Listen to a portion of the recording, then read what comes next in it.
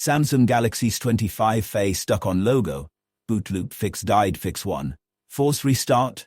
Soft reset. Step 1. Press and hold the power button and volume down button simultaneously. Step 2. Keep holding both buttons for about 10-20 seconds until the device restarts. Fix 2. Wipe cache partition. Step 1. Power off the phone completely.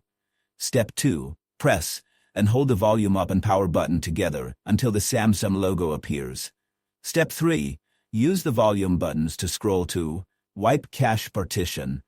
Step 4. Press the power button to select it. Step 5. Scroll to yes and press the power button again. Step 6. Once the process is complete, choose Reboot System Now. Fix 3. Boot into safe mode. Step 1. Power off the phone. Step 2. Power it on normally. Step 3. As soon as the Samsung logo appears, press and hold the volume down button. Step 4. Keep holding until the device finishes booting. Step 5. You'll see Safe Mode in the bottom corner of the screen. Fix 4.